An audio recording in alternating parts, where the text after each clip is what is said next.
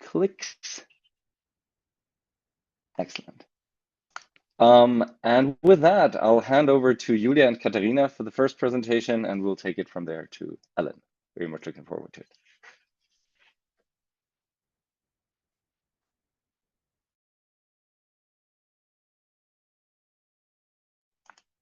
Julia, you're still muted, I think. Great. Yes. Okay.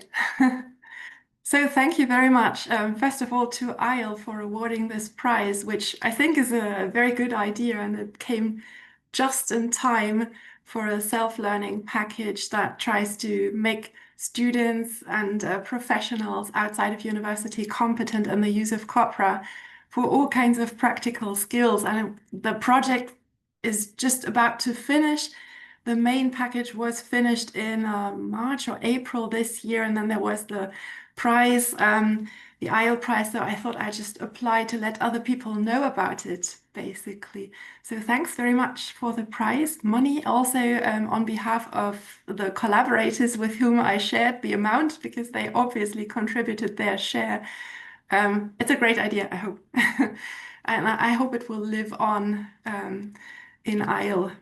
Okay, and I would just like to show people around the self-learning package a little bit. Katharina will show one of the prime learning scenarios that is a regular part of the different components to give you an idea and also to get your feedback on this self-learning package. So why did we start this? Basically, I've been a corpus linguist for quite a while and doing linguistics and teaching linguistic classes in which corpora very often play a role because of the corpus revolution, basically, which has contributed to really a quite massive change in linguistics and in our take on language as well.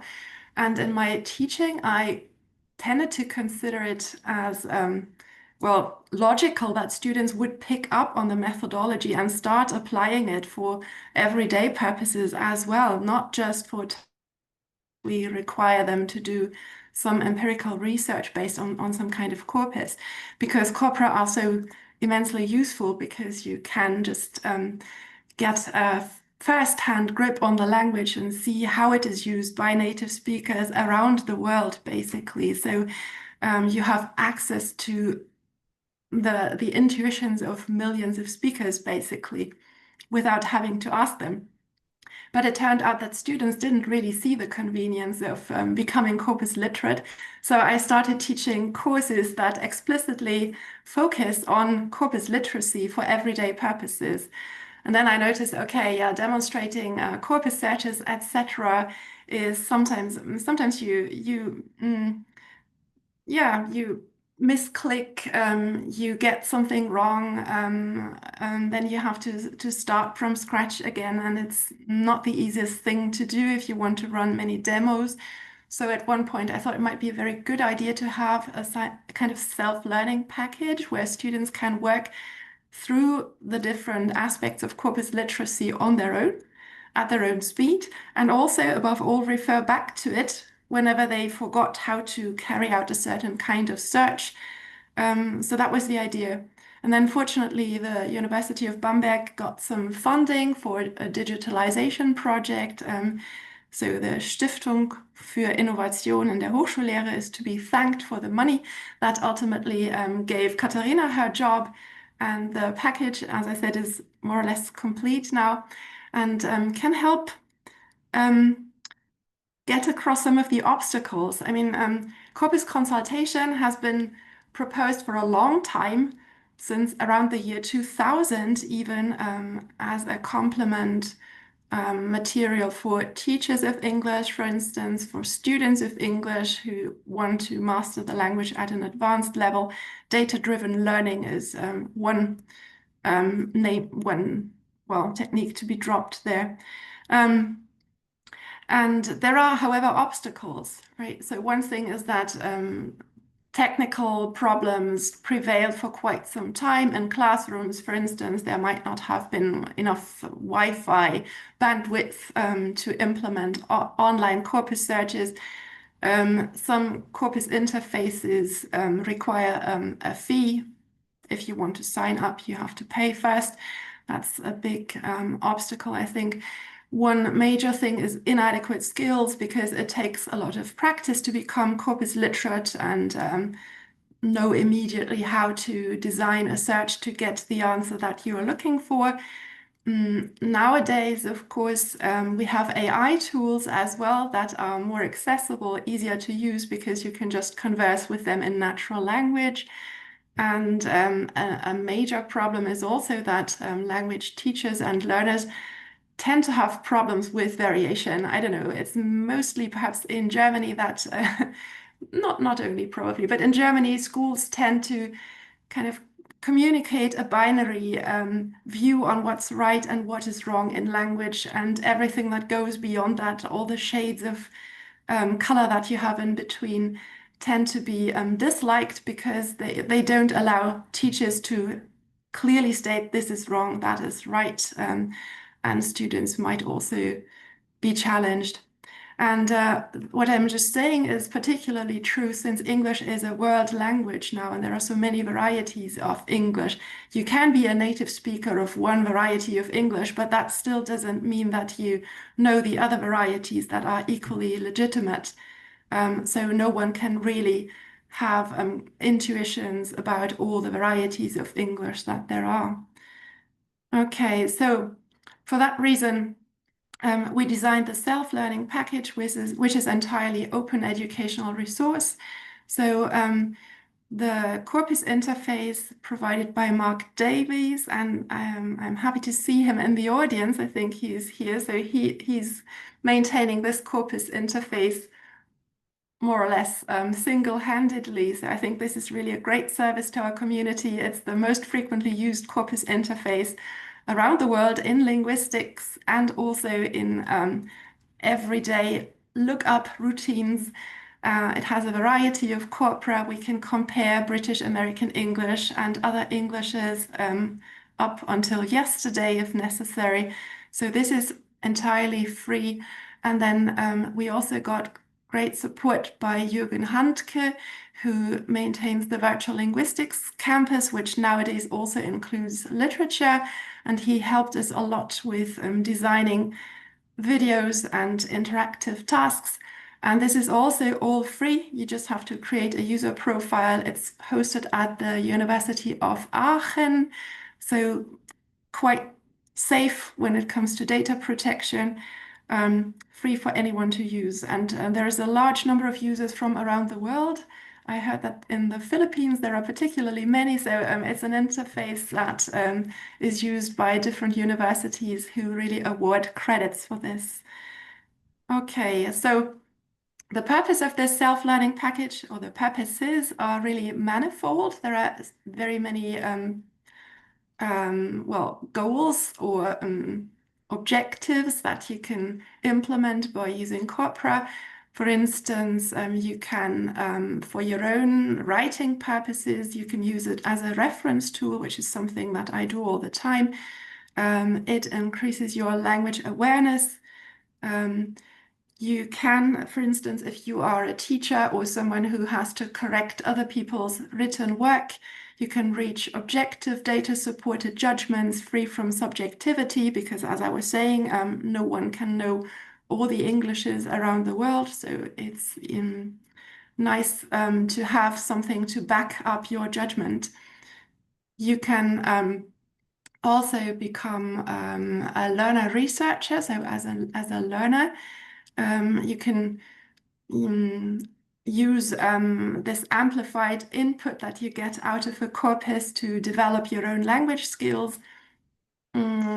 As a professional in publishing houses, for instance, you can use corpora when proofreading, copy editing, or when translating.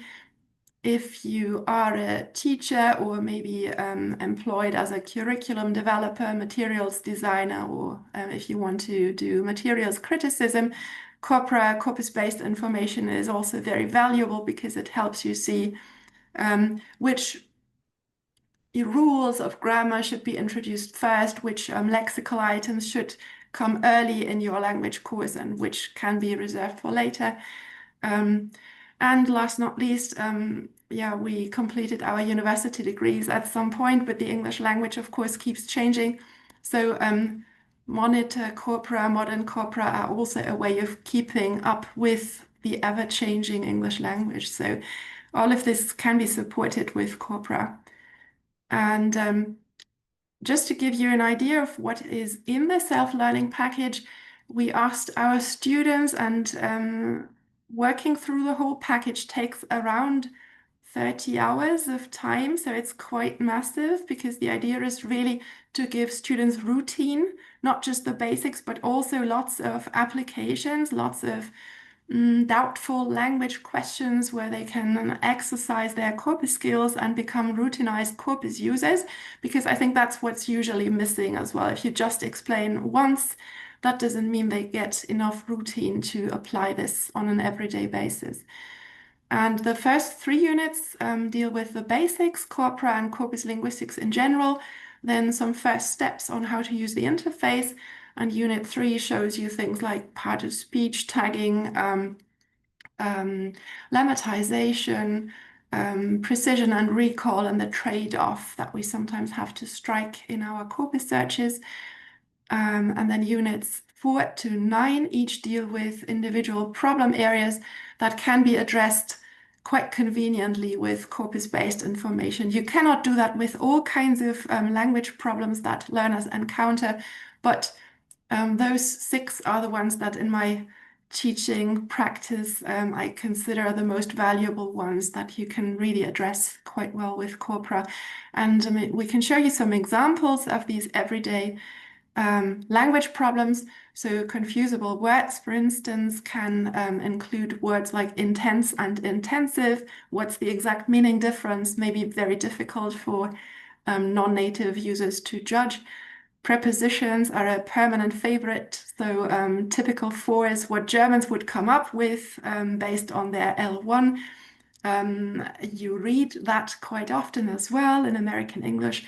So should that be considered as correct or incorrect? Should we use typical of, as is generally taught in schools?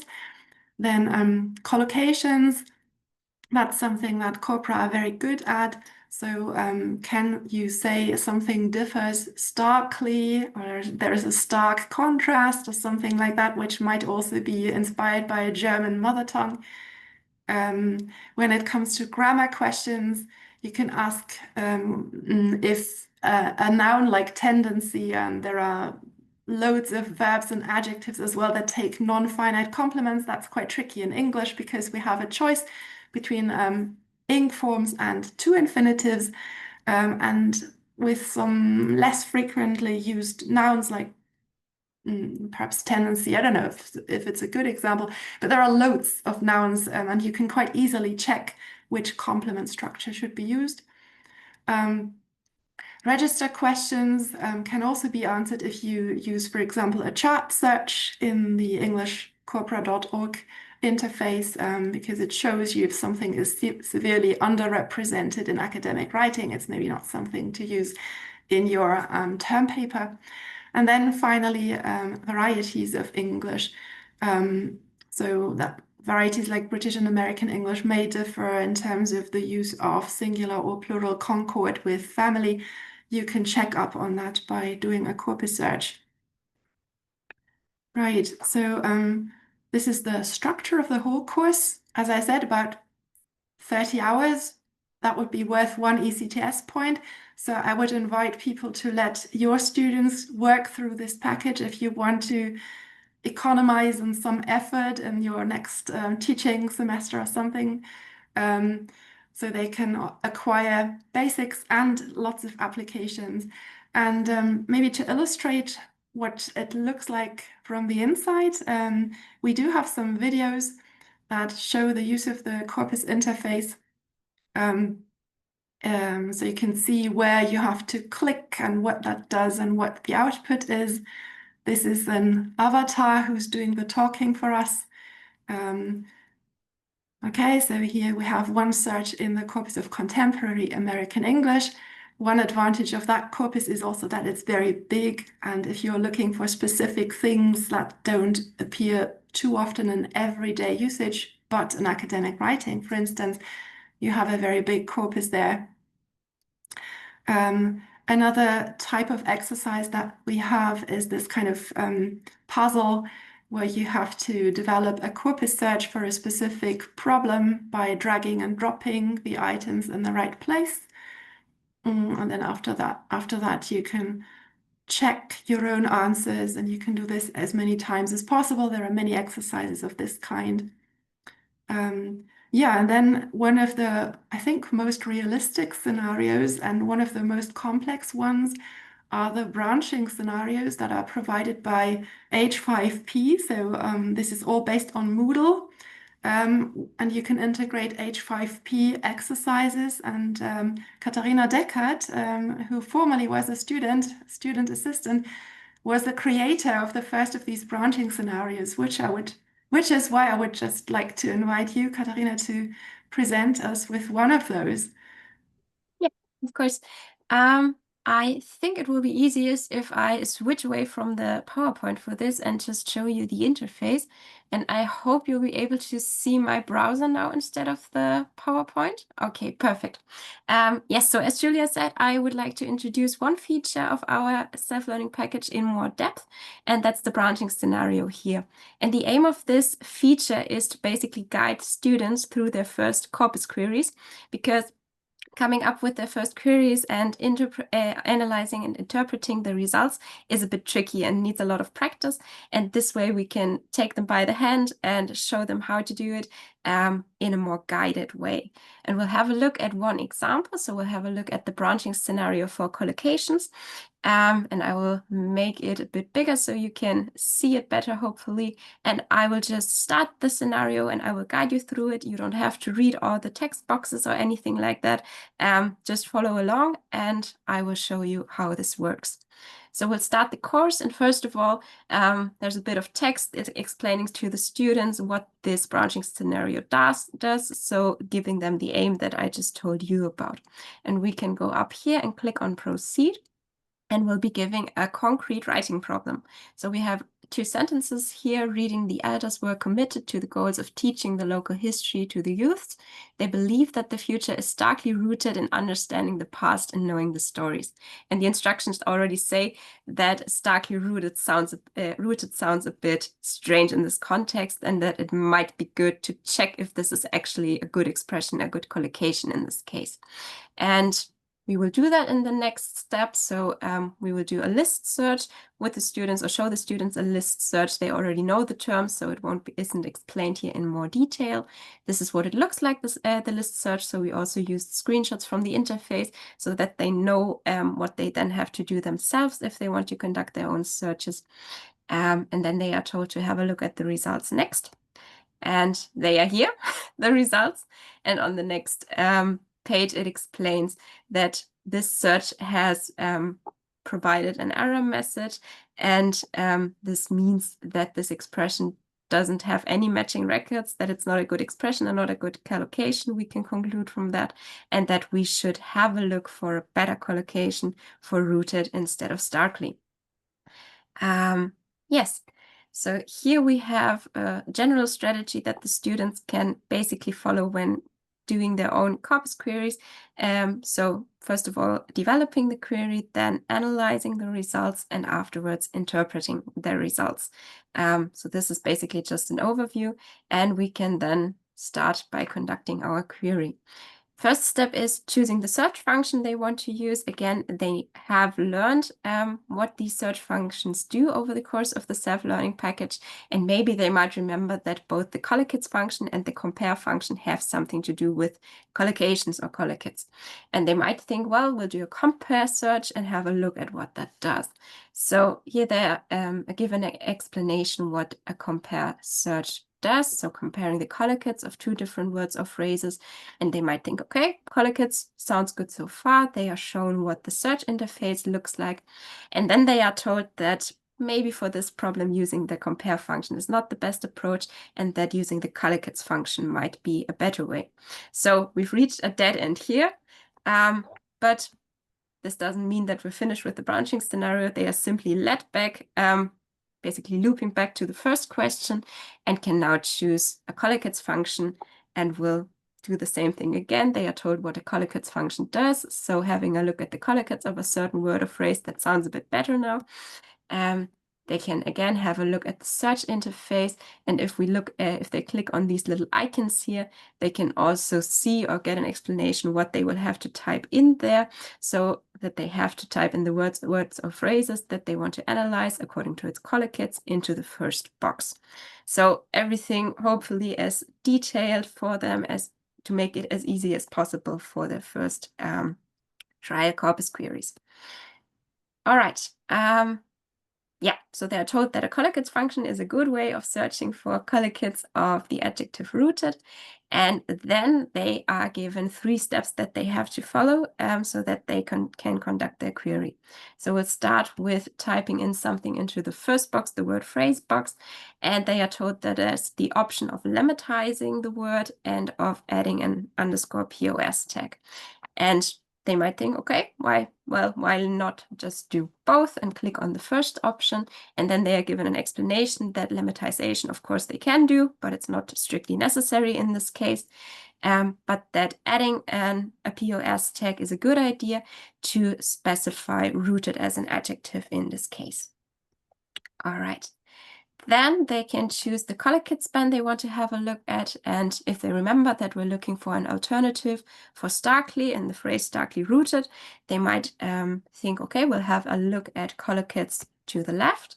And they're giving a very long text that basically just explains to them that since they are looking for adverb modifiers, looking for collocates only on the left is all right.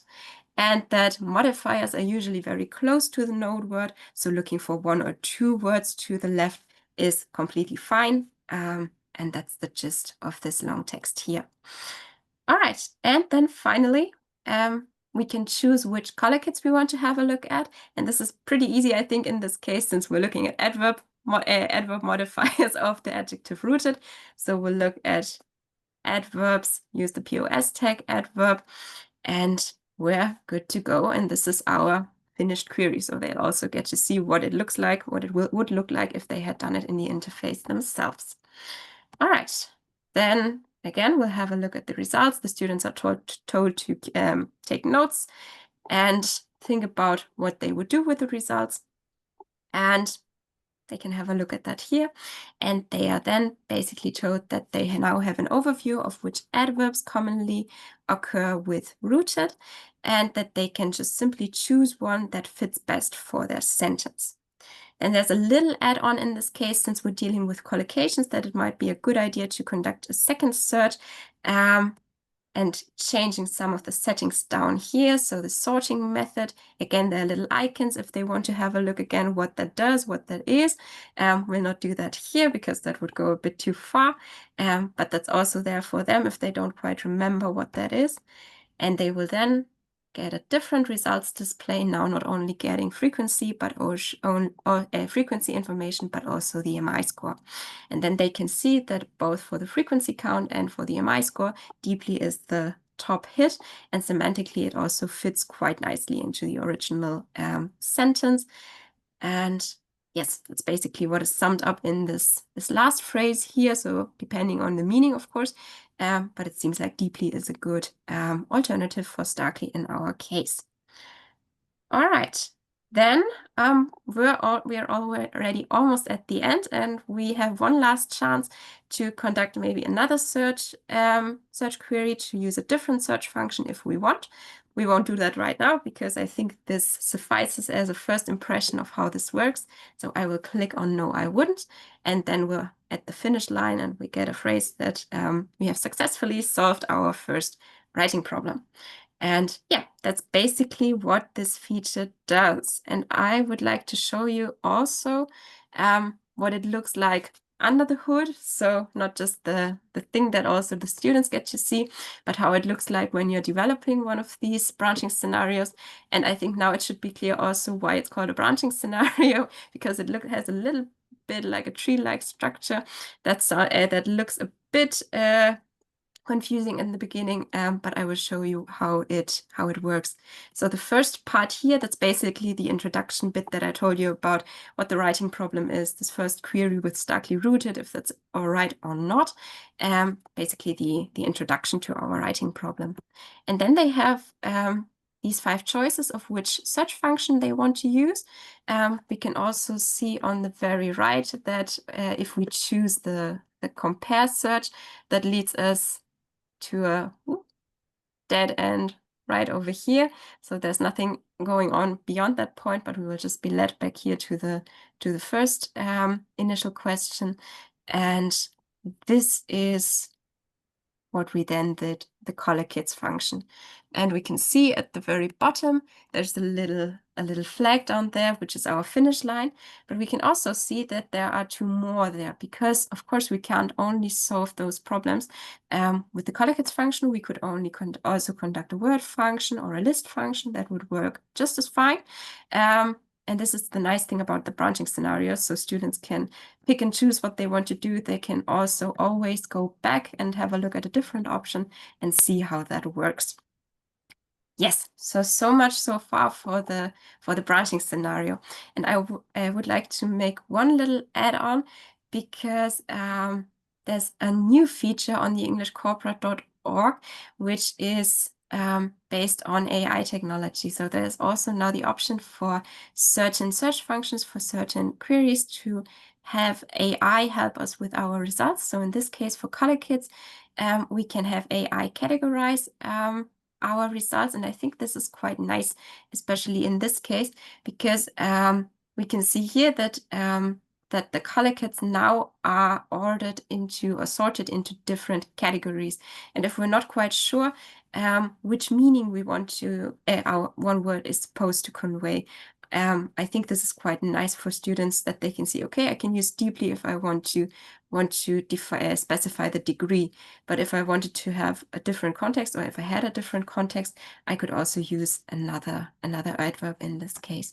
So this would also lead us to the conclusion that deeply is probably the most appropriate one, and just give some additional information, which I think is quite nice. Yes, Julia already mentioned that corpus literacy might get a bit of competition from AI literacy, and there's this question of whether AI literacy might replace corpus literacy. From our perspective, at least for text correction and proofreading purposes, corpora in the hands of experts are, at least for the time being, for now, still more reliable than AI tools. And I think we could give a different presentation on that, but that would go much too far for today. So if anyone is interested, there's the link right here, and I think Julia also posted it in the chat. So if you want to have a look, there's 4 videos where we show what we did when trying to find out how well AI tools worked for correction and proofreading. So if you're interested, have a look at that. And I think that's it from me, and I will hand back over to Julia for the next part. Okay, so not much more to come. There's just I just wanted to explain why my application for this prize was called Empowering Non-Native English Language Professionals, and why corpus linguistics is such a core practice in this context. So this actually goes back to a paper by Christian Meyer from the year 2002, so a long time ago already. Yeah, we have a diagram there that we'll be showing, which deals with an empowered mindset that can be developed on the basis of an empowering skill set, right? And this is what English language experts need. So the English language expert looks a bit like a teacher, but it's not necessarily a teacher, is in the center. If an English language expert has corpus expertise and can answer all kinds of doubtful questions on a reliable basis, and bolster that with data that you can replicate, that is also the basis for AI literacy in this particular domain, right? So if you can well, verify or falsify a claim about correctness, you can also check up on the performance of AI tools when it comes to text correction, proofreading, etc. And I think it's our job at university to make sure that students in our domain, which is linguistics, English language in this case, are AI literate as well, so that they can actually appreciate and critically assess the pros and cons of applying AI. Furthermore, the Core Plus self-learning package is one kind of digital self-learning scenario, which has certain advantages. Maybe we can discuss that also in the discussion time. So it's a kind of experience doing that on your own and being able to go back and forward. And based on these empowering skills, our students should develop a kind of understanding of their own role as language experts, because they have first-hand information on the English language. Whether they are native speakers or not doesn't matter so much. As I was saying, native speaker insights into all the varieties of English are definitely limited. And if you have corpus competence and occasionally look at corpora from different national varieties, for instance, you will also appreciate the heterogeneity of English and the functions as a lingua franca, the many different varieties that are establishing themselves. So you can learn to appreciate other people's learning biographies, but also value your own background as a user of English, as a competent user and specialist. And then finally, with that background knowledge, we can, of course, also participate in critical discourse about English as a lingua franca and which direction it should turn. How about the native speaker ideal? Is it necessary or not? What does this internationalization do to the English language, and which kind of language should we teach, and what should we consider as correct and incorrect, etc. So that's why I think corpus consultation is really a core practice for all of these things, and why it is ultimately important to enable students to use corpora in a routine way instead of other online sources or lookups in online dictionaries, for instance.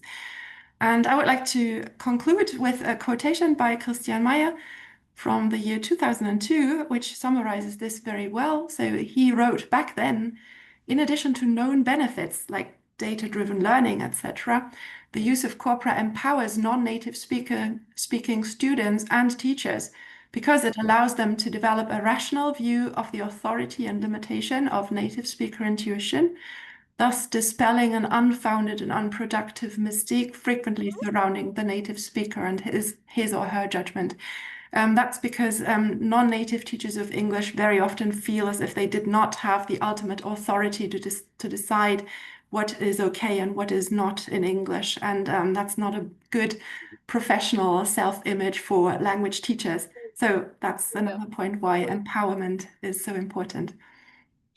Okay, yeah, and then on the last two slides, I think we just have some information on where to find the self-learning package. Feel free to use it. It is all up to date right now, and it's finished as well.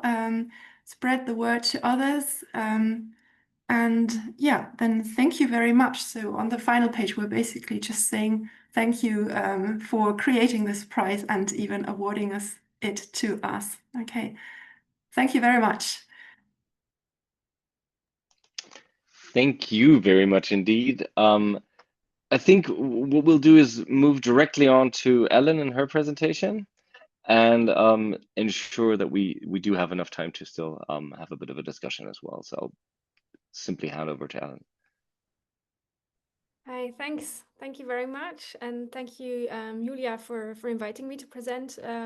I'm merely the receiver of the honorable mention, so it wasn't necessarily, I think, designed as such, but I'm very grateful. And it's great that we can, maybe show these two projects together because they do share similarities.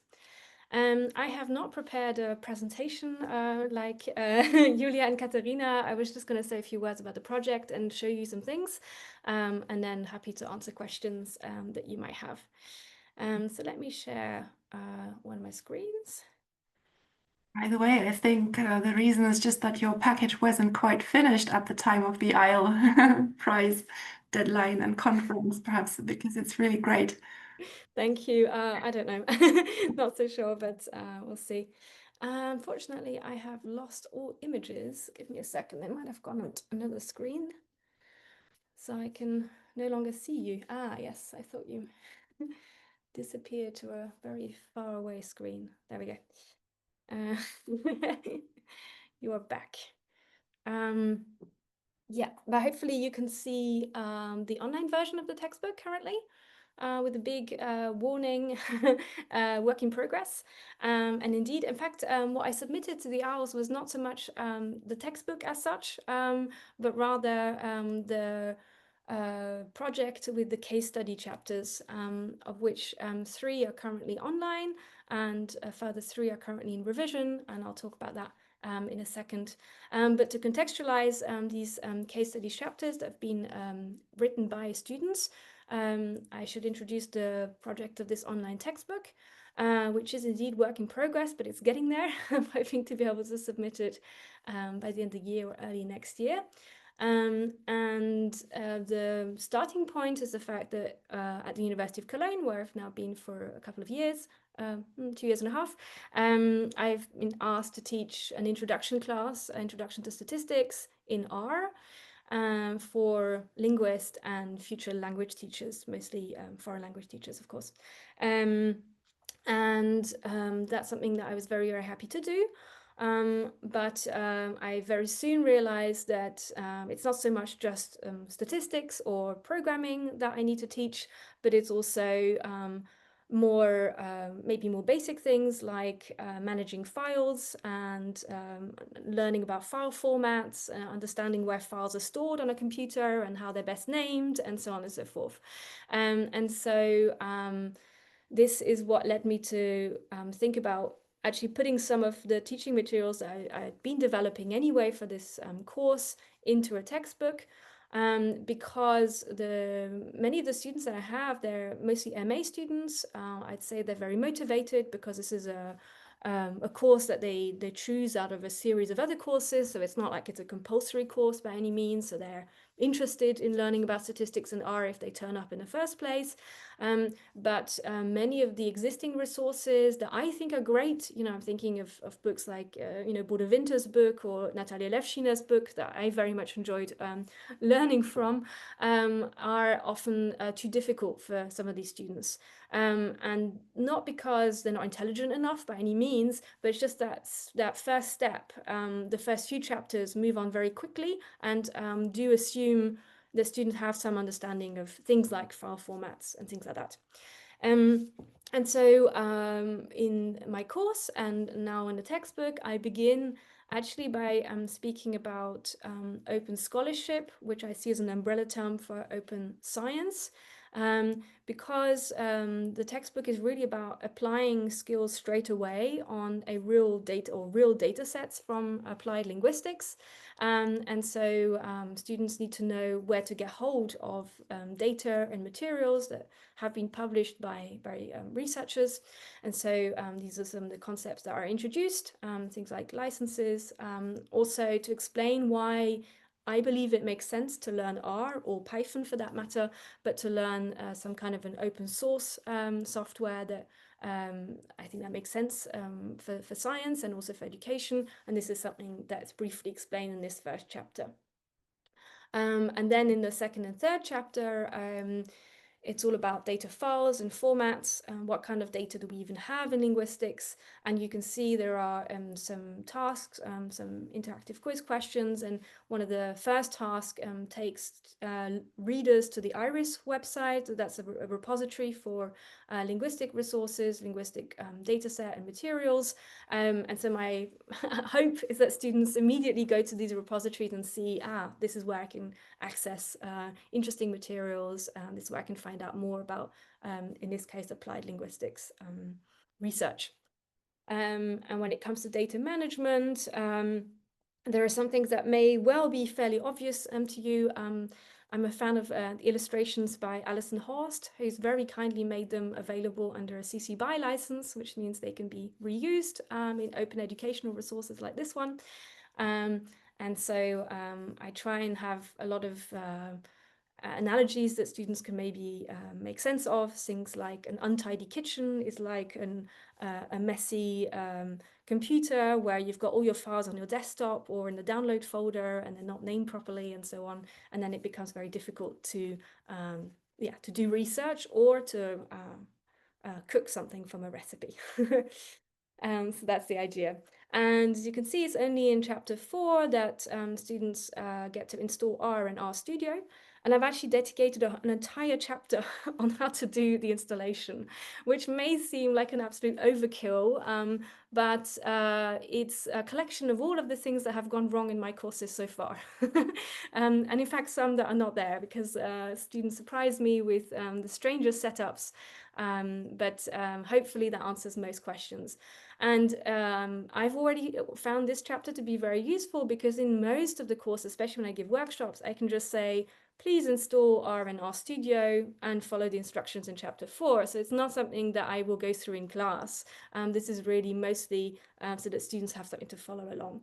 And it also explains how to set RStudio up in the way that I use it. In the rest of the chapter, of course, if students or users of the textbook are already familiar with RStudio or want to use a different IDE, I make that clear that that's also possible. But this is like a setup that I would recommend for absolute beginners, and that seems to work so far. And then slowly I introduce R. So this is really a textbook that's designed for students who have no programming background whatsoever. So I start with very simple things.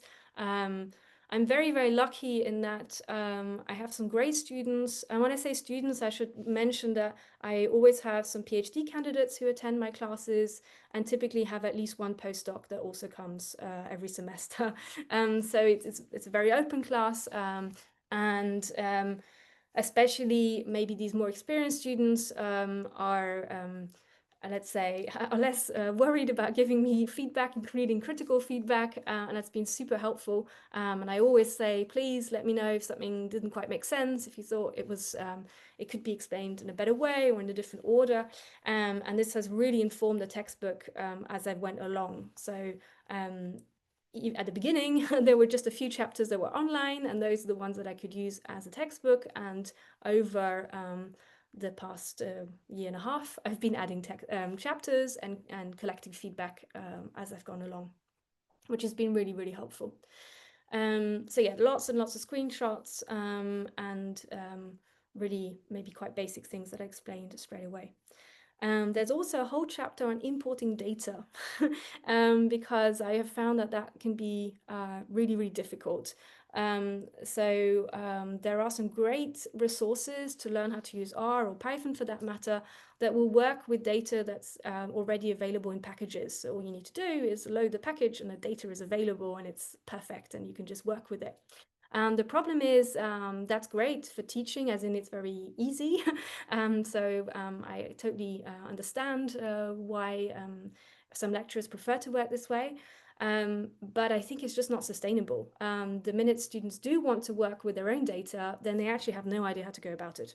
And so this takes up a lot of time in the course, but it is a personal choice that I've made, that we spend a lot of time working out where is our data and what format is it in. And yes, it's messy, so we need to clean it up before we can do any analysis. So there's a whole chapter on importing data, and it starts by accessing data from a published study.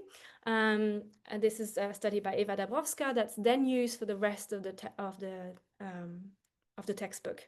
So there's a sort of a storytelling element in the sense that every chapter we learn more and more about this data set. And I chose it because it's very rich. It contains a lot of different variables, but they're mostly variables that are very easy to understand. So I don't want to spend a lot of time explaining each variable and how it was collected and so on, because there are already a lot of things to be taught. And it's an applied linguistics paper about learning English as a foreign language, which is hopefully something that most of my students can identify with. Most of them have either learned a foreign language or are training to become language teachers. So it's things like, I mean, essentially in the later chapters, the multiple linear regression modeling, for instance, that's about modeling vocabulary knowledge, receptive vocabulary knowledge in English among native and non-native speakers. And so I think that's something that should be fairly easy to understand. And some of the variables are really, really simple. So for instance, in the descriptive statistics, we talk a lot about age. And I think that's something that doesn't require a lot of explanation. We're all familiar with the unit, we're all familiar with the concept. And so that makes it much easier to then understand, okay, is this mean value, for instance, does it represent the full distribution in our data, or is it actually potentially misleading because we've got some outliers, for instance, that kind of thing. I've had a lot of fun trying to come up with some visualizations that will hopefully help explain things. So for instance, on measures of variability, I introduced the interquartile range quite early on because I think it's a very useful measure of variability, but it's frequently not understood very well. So I've created some sort of interactive visualization in the hope that may become clearer with some concrete examples. And that then is turned into a box plot at some point, because again, I've realized that not just students, colleagues too, sometimes struggle to really know what a box plot actually represents. And I'm hoping that this might help. So these animations are also available on Zenodo as standalone open educational resources that can be reused, and I've shared the files to create them, so you can translate them, change the colors, change the numbers for your own purposes. So that's the idea. Yeah, and as you can see, there are a lot of interactive quiz questions of all kinds, where if students try, they will get, oh, that was lucky because I didn't read them, but I got the right answer. So you get some feedback, positive if it's the correct answer, or some feedback to help get the correct answer. There are often some hints as well that are available if students need them. So that's the idea. There's a strong emphasis on data visualization very early on, and there's a whole chapter on the grammar of graphics. So that's the ggplot library. That is quite an extensive chapter, but that's also the beauty of something that's online, that it doesn't really matter if it's longer. Hopefully it's still easy to navigate and students can find what they need. That's the idea. So in my courses over one semester, I typically go from chapter 1 to chapter 11, chapter 12, 13, and 14. So actually I should say 1 to 11 and chapter 14. But I usually don't have time to go into modeling. I'd love to, but the semester is too short in Germany. So I always aim to and never get there. And I think that's okay, because I'd rather that what they do learn is properly learned rather than trying to do too much. And now that these chapters are finished and online, the great thing is that the students are interested in learning more. They can read the chapters. So they can do that over the summer, and many of them do, and then produce term papers in which they use some kind of linear regression models on the basis of what they've started reading here. And then once they've gotten to the stage, honestly, there are many resources they can use that are brilliant, and they don't really need this textbook anymore. So my aim is to then so I highly recommend Bodo Winter's book, the resources on Ladle, on all kinds of other resources that are available and that students can use. And there's a whole set in this appendix, which is currently not very beautiful, but I have a student research assistant working on making this look more presentable. But there are lots and lots of things available that students could then move on to. So yeah, very briefly, there are also some case studies. Case study chapters, currently only 3. And these are examples of some of the best seminar papers that my students write. So at the end of this introduction to statistics and data visualization R course, some students decide to write a term paper, but they don't have to, and not all of them will write a term paper. Those that do are given a set of options, and one option is to pick a linguistics paper for which there is data available, and to attempt to reproduce as many of the results as possible. So it's not replication, it's a reproduction because they're really using the original author's data and they're trying to get the same results. And you might think, well, that should be easy because they have the data, so what could possibly go wrong? In practice, a lot of things do go wrong and it can be quite tricky. This is an example written by Poppy, who chose a study for which the data was available but no code. The students have to produce the term paper using Quarto, which is what I teach in chapter 14 and is also the format in which I have created the textbook. And it's a format that we use from about halfway through the course. So it's a way to combine text and code outputs. If you're familiar with R Markdown or Jupyter Notebooks, it's very similar. Slightly more modern. This is also the format in which the students have to produce these reproductions, and they have to write the reproductions up so that other students can really read them and understand them. So they are already thinking about how to communicate what it is they found. And so they introduced the study. I also asked them to come up with some quiz questions if they want to publish the textbook chapter that they produce. They explained how to retrieve the data, in which format the data was available, how to import it, which sometimes can be quite tricky if there are some formatting issues in the original data. And then they try and recreate. So in this case, it was a lot of tables, frequencies of the corpus study, and so the student reproduced these tables. Also actually ended up finding a lot of differences. And so one of the tasks is then, well, to reproduce the results, and if you can't reproduce them, try and work out why, where the problems might be coming from. And that's not always simple. Here's another example. This was co-authored by 2 students. They have the option of working in pairs. I encourage it, but it's not always taken on board. And when students work in pairs, I also get them to learn to Git. So I think it's a great way to learn additional skills, but it's by no means easier than working individually. And this particular project included code in R, so in a way it was easier, but there are always things that students can find out, can learn about. I asked them to do a small extension, which in this case, the students decided to improve a figure. I think the original figure is here. That's the original figure.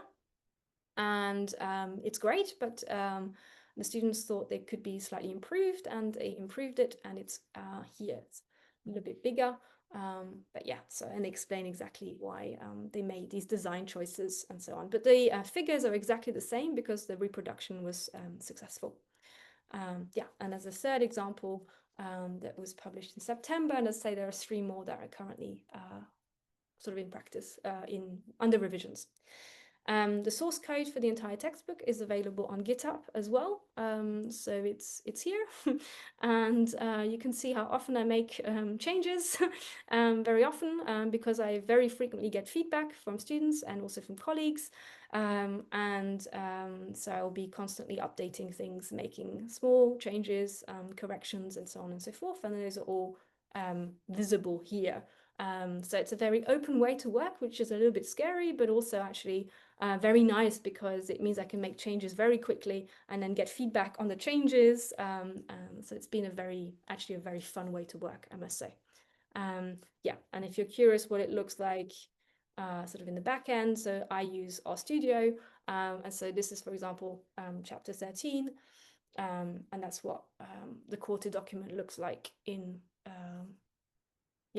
practice when I write things up. So it's all in one. Every chapter is just one file, and then the whole thing gets rendered as a book. That's the idea. Right. I think I've spoken more than enough. I'm happy to take questions. All right, excellent. Thank you, Ellen. And so this brings us up to almost an hour, which is normally the time that we take for these online fora. But I'd say let's just open the floor for questions and see how much stamina we all have. And you know, I'm going to keep the room open and we see where we go. So the floor is open for questions from the audience.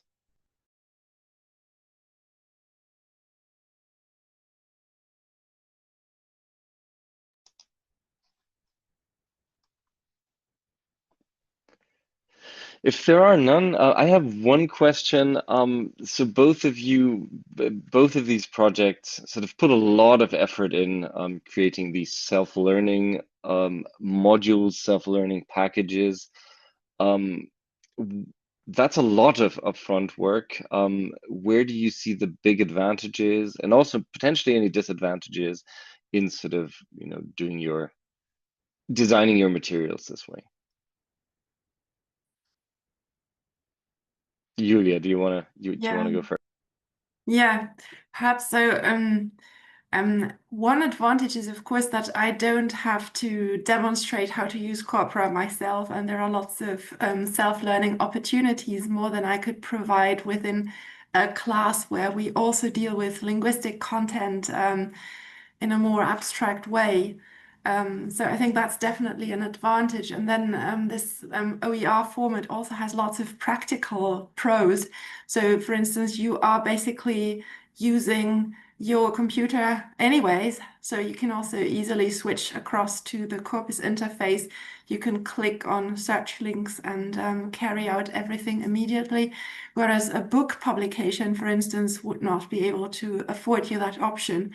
You would have to design the searches from scratch and type everything in. Printed textbooks in a way become outdated more easily, right? You cannot update them.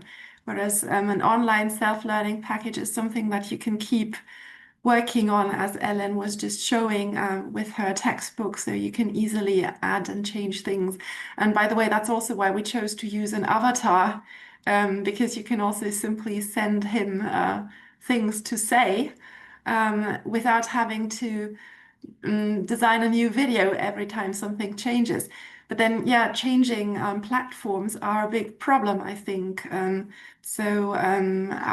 Our funding for the project is coming to an end, as I was saying. And then if the Corpus interface is to change, which it probably will at some point. I mean, we only just caught the AI update and are able to integrate that. But if the interface keeps changing, it will be quite a lot of work, yeah, untying the package and updating it again. But then there are lots of other advantages, as I was saying. So students can go back to anything they have forgotten about, they want to revise. It is used internationally. During Corona times, we also benefited a lot from things that people had published online, and this is turning into a tradition, right? So you can quite easily nowadays integrate materials that other people, linguists from somewhere else, have produced. So there are lots of advantages to it. Elen, I don't know what do you say? Yeah, no, I agree. Lots of things that make sense to me too. The book format is interesting because it's actually a request from some students to have a PDF. So I went into all this trouble of making. No, I see their point, and so that's why I will also be submitting hopefully first edition, if you like. I'm not saying forever final by any means, but one version that should remain relatively stable as as a PDF for a book publication. Which for me is important that it should remain open access, because I also want to keep the HTML version. updating is an advantage, and there's also well, a question of for how long we want to be working on this, because we obviously have other things to do. I can already see that I will probably, I mean, I already have issues with package dependencies. So I introduce a lot of different packages. That's a choice that I made. I used the tidyverse. And there are other books like Stefan Gries's book, for instance. It does kind of the opposite. It has as few packages as possible, does not use the tidyverse, and I think there are really arguments for both approaches. And so I already have a problem in chapters 12 and 13 that there's a package that's been updated and there's a function that no longer works properly, and I have sent an issue on GitHub, and I'm fingers crossed this will be solved soon. But yeah, so that's an issue. But the good thing is, a student warned me, and I immediately put a warning box and explain how to install an earlier version of the package so that everything else does work. And that's something I can do very flexibly with the online version, but it is an issue for sure. In terms of platforms, I like Quarto because I'm not dependent on, so it's currently hosted on GitHub, you can tell from the URL, but I'm not dependent on GitHub. I can anywhere that I can host it anywhere. These are HTML files, and Quarto is an open format, so that also means that other people can take the source files and create PDFs or create whatever they want as a format, and I think that's really nice. And in contrast to, some of you might know the Pressbook publication that I did some years ago now on using Corpora, and here the Pressbooks company decided to change their policy, and so towards the end of the project I was locked out of my own OER unless I pay, which I don't have money for, so it is what it is, and I can no longer update it, whereas the point of choosing the platform originally for me was that I could update it. So I've learned from that mistake.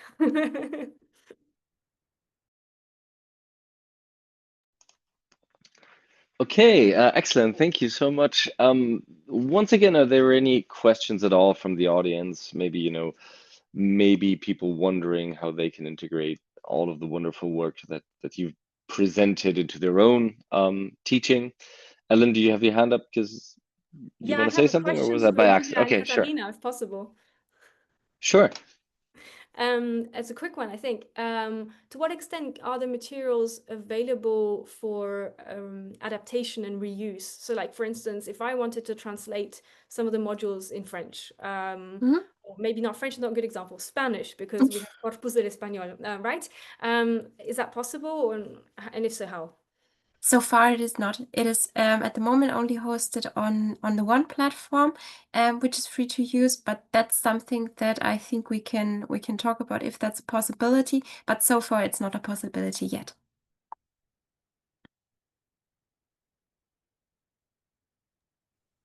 Yeah, having an avatar might help because then you don't have to redesign every video. I mean, you can just make him say whatever you want him to say. But we don't have a Spanish version of this yet. Right. Okay. Yeah. So I would say if there aren't any questions from the audience, so last call here. In light of the time, I think we're going to wrap it up here. And I would like to thank you very, very much and congratulate you once again on these massive achievements, on the prize, but also everything that's actually behind the reasons why you got the prize and the honorable mention. I should mention very quickly, we have a topic for the next IEL online forum. It'll be on vulgarity in English with Kate Burridge and probably Christy Beers-Ferguson, but that's not confirmed yet, and the date and time isn't confirmed yet, so you need to keep your eyes and ears peeled. Information soon to come. Let's thank our panelists, our speakers once again, and hope to see you soon. Julia, did you want to say something? You have? no, basically just if anyone has any feedback or questions or would like an addition to the package, feel free to be in touch. So we're happy to hear about your experiences with it. Yeah, same here. I'm taking expert feedback till the end of the month before I submit the manuscript. So do, yeah, keep the feedback coming in. Awesome. Thank you very much. I'll stop the recording.